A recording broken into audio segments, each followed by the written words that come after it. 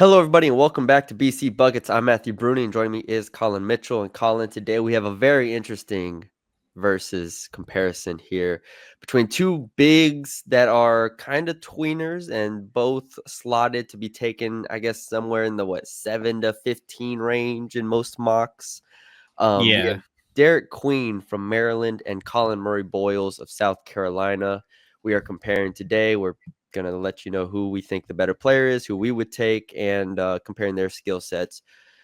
So, first of all, who do you think is the better product here, and where do you go when assessing that? Like, what's the biggest difference for you?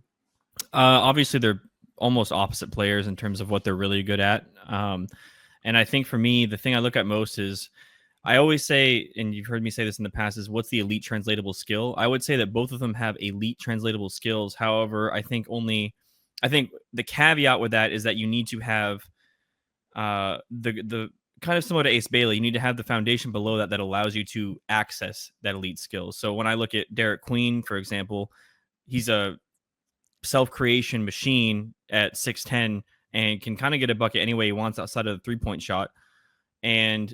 But will he be able to have the ball in his hands or stay on the floor rather because of his defensive liability? So that's when I look at a guy like Collin Murray-Boyles. I'm just going to call him CMB the rest of the way through because it's just easier that way. Yeah.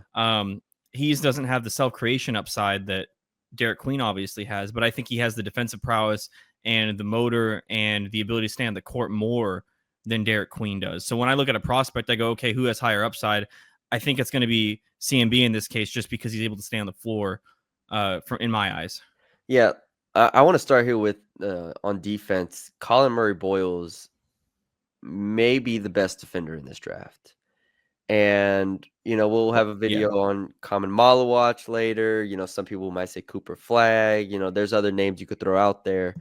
But Collin Murray-Boyles, in terms of just instincts, like versatility, and I think the ability to kind of read and react and see the game at a high level, it's not my comp, but it is very Draymond Green-ish esque. Mm-hmm. Mm-hmm. Like, that's where you see those, like, he knows where to be. He knows how to stunt and recover. He knows how to tag. He knows how to, like, fully go and take away passing lanes.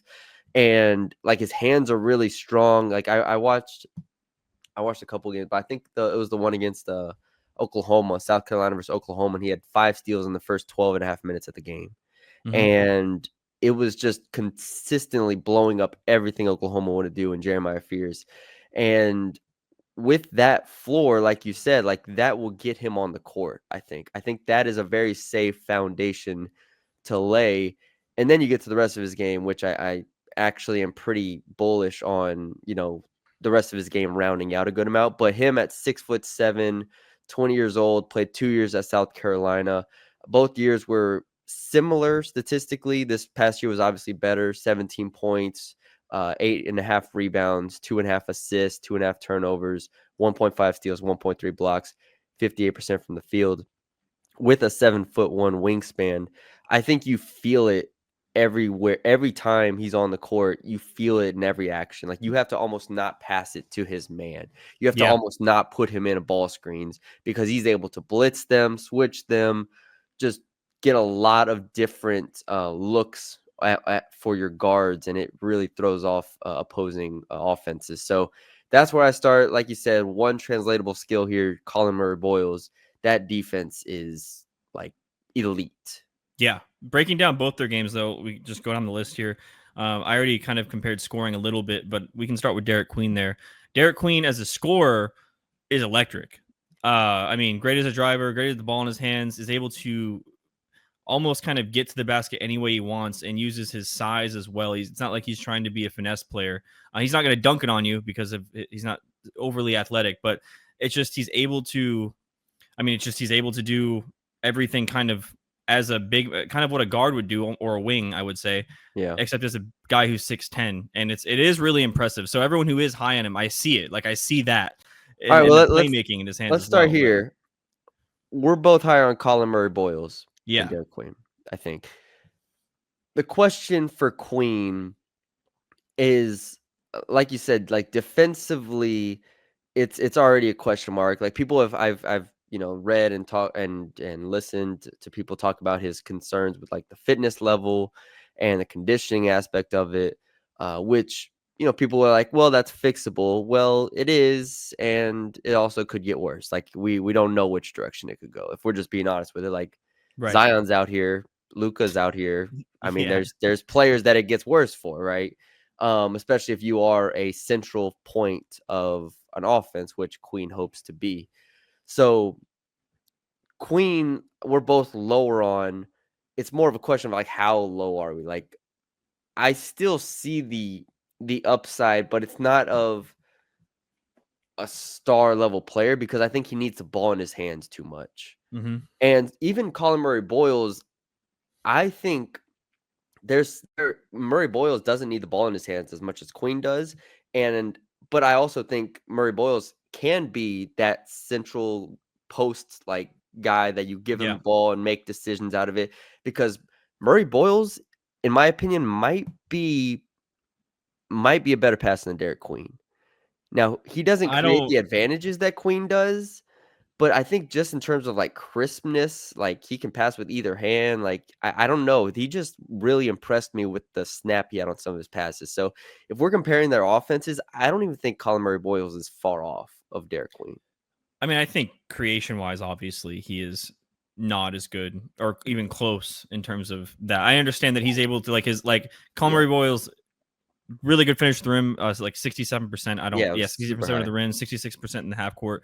But he's not gonna he's gonna kind of get to his spot. He has that one little in out crossover, but he's not dynamic like Derik Queen is, I wouldn't say. Now you did mention his passing, which I love his passing as well. I don't know if it's as good as Derik Queen's, just because, like you said, he doesn't create the advantages that Derik Queen does, and that could just be a product of his self creation, anyways. Derik Queen's, Yeah. but just a stat for you: finished 77 of 70 or 77 assists with 78 turnovers, but in the last 14 games had 41 assists to 26 turnovers. That's CMB? Yeah, that's CMB. So that's just to show you like the growth is there. So when you look at his stats on paper, it's 1-to-1 almost, and you go, "Oh, is he not? He's not that good of a passer." But when you watch him and play, you're right. He can act as that hub, and that's where you get those Draymond comps, and especially with the defender he is and the size he is, you get those Draymond comps for sure. Well, and When you look, also, just real quick to add to that point, he was playing in the worst team in the SEC. And he was yeah, playing yeah, in a great SEC, like a great conference that yeah. was the SEC, and he was playing on by far the worst team in that conference. So those assists are real assists. Like you're not really lucking into assists usually with that offense around you. Like you're hitting wide open guys and saying, "Please God, make this three." Like that's the situation you're in with Collin Mm-hmm. Murray-Boyles. And so I just they posted him up a ton and they used him as a screener a ton. Um, I was just really impressed by his effectiveness in one-on-one situations where he didn't force it, but he could get to his spots. Like you said, 67% at the rim. He didn't have he doesn't have like an in-between game. Like Queen has a little bit more of an in-between game. And obviously I think that the shot for Queen is a little bit more developed all around. But I mean, he does enough. And I think he was 12th in the SEC in assist rate, Collin Murray-Boyles was. Yeah. I just feel good about him as a short roll man and just a quick decision maker for CMB. Yeah, I agree. I completely agree. To get back to Derik Queen here, let's talk. We'll talk about that defense because we already mentioned CMB's great defense. That's kind of where we've already mentioned that Derik Queen might not even see a lot of the floor to see those offensive opportunities. Where do you see Derik Queen's defense? Because some people Well, believe in it. first, It's just a conditioning thing, and some people think he has quick feet. But do you think that that's all it is we have to overall? decide. The hard part is where's he gonna play? Well, that goes into part of the defense, right? Like, do you think he's going to be Yes, able to protect the rim and defend, that's especially on where I'm pick and like, rolls? I think Or, I sorry, think he's best at. I think he's gonna be best at the four. I agree. I have him as a 4. And so, like, if he's best at the four, it has to be. And at Maryland, he played. It was a 4 or 5, however you want to describe it, with Julian Reese as the other big there. So it was a 2 big lineup the whole time. And the optimism here is that the NBA has started to play more 2 big lineups in Mm-hmm. this year, especially here. So you have the Alperen Şengün to where you have Steven Adams on the court as well, right? So you have a 5 to where Şengün doesn't really have to be a true 5 all of the time. I think that's the ideal situation for Queen. So defensively, I would like him at the 4, but he's not even there's not enough intensity. There's Right. not enough like awareness. And I know he's a smart basketball player, so he can get there. But then comes if you're going to do all this offensively, if you're going to have the ball in your hands offensively, it's going to expend energy. You can't be a cone on defense. You can't get in foul trouble on defense. So that's where my questions raised for him is that I don't know, like as a 4-man, if he can guard at the 3-point line against opposing wings, Right. and I don't think he can guard true 5s in the NBA right now. So that's the problem for me. That's really where the positional questions come in. It's not as much offense to me. I think it's a lot more defense. Yeah, I completely agree. Like I said, how are you going to stay on the court? And at the 4, I don't know if you can guard the perimeter wings, especially when you're not guarding bigger wings. You're guarding guys that could be swapping between a 3 and a 4. That's when it's going to become a big problem as well. Teams are going to put him in ball screens. Yeah, and that's going to be a problem. Yeah, like that's going to be a real issue. Where are you going to go next? That's all I was. So, yeah. Derik Queen's combine numbers. Do you have them? Yeah, I don't have his. Let me get his combine numbers up. But I sent you a list last night It about. was one of the worst combine results. So 28-inch vertical, 12.45 lane, 3.27 second shuttle, 3.52 three-quarter court sprint, and 7-foot wingspan. So you're basically looking even there. He's plus 2 inches. The problem goes whenever you compare him to players who've had a similar combine, right? So I sent you a list last night, and it basically who was on the list. The best player on that list was Luka Garza in terms of the score. So the combine literally under a 10. Luka Garza got a 9.8. So you're at the peak, and then you have other guys on here like dude, I don't even know. I don't even know the other names. I'm trying to see other names on here, but I think it's just Luka Garza. So then you have the people who go, and just for reference as well, Derik Queen got a 6.2. Luka Garza got a 9.8. Yeah. So then you have the arguments too, where Jokic has, didn't go to the combine, probably didn't have as good as physicals as anyone that went to the combine. My problem with that comp is Jokic was taken 41st on the flyer, and you can't compare a guy who's supposed to be taken around 10. Yeah, in the top 10 somewhere. In the top 10 and not you can't project that in my head. Like I can't go, okay, yeah, that's Jokic. I can see I can see the comps of like, oh, maybe he plays like him a little bit, but I'm not. I mean, Jokic is his own all-world big man, all-time great type guy that got picked at 41st. He got picked at 41st for a reason. So I don't think you can project that at all. Just to reiterate why, like to finish the point on Derik Queen here, like offensively, the only way this works is if he can shoot the ball.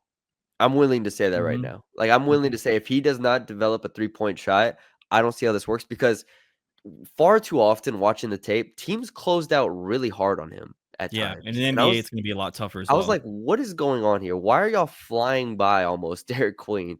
Like close short, make him put and keep him in front. Now, obviously, he can drive you, but I was just really surprised by how many times like teams closed out really hard. So I feel like there's going to be a little bit better preparation. If he cannot shoot the basketball, teams will either leave him or be very, very soft in their closeouts. And that's going to make things a lot harder for him, no matter how, creative he is. And even at the rim as a finisher, I don't think he's like tremendous. He was 55% on half court layups, and he was 37% on hook shots, 41% on runners. Like, yep.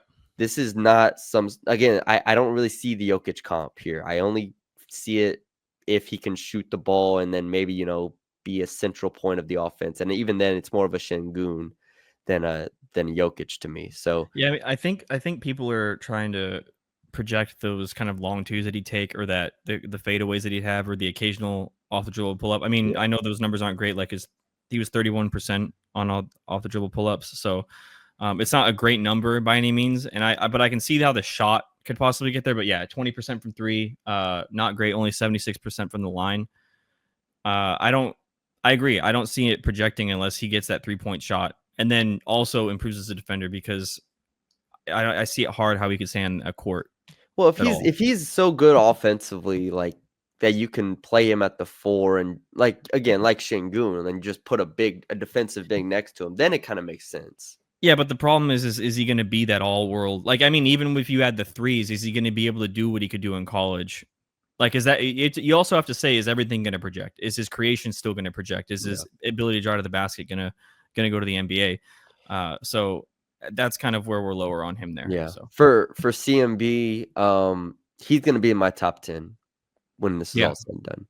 Same with me as well. He's gonna be in my top 10. I feel really good about if you have a good lead guard. I feel really good about Murray-Boyles as a screener. I feel good about him as an off-ball player. In post-up situations, he was 89th percentile when you include passes per synergy. He's always a step ahead. I feel really good about players that are always a step ahead, and he is that to me. Again, the shooting may or may not come around. He's 71% from the free throw line this year. We'll see. We've seen players develop 3-point shots over the course of their careers. Maybe that happens. But yeah, I don't really have too many weaknesses for him. And especially when comparing to Queen, I just feel like he is Queen gets all the credit for being this cerebral, smart, creative guy. Like, I think Murray-Boyles in a lot of ways does a lot of things better than Queen that like Queen gets credit for in those aspects of it. Like, I think Murray-Boyles is just as good of a passer. Like, I think he's better. I know he's a better finisher. Like, he's defensively more aware. I'm just taking Murray-Boyles every single time over Derik Queen in this draft. Yeah. So for comps, Colin, who do you want to I'm go not gonna first? lie. I have one really good one for Derik Queen. I don't remember if I saw it somewhere, if I found it myself, but I have Boris Diaw.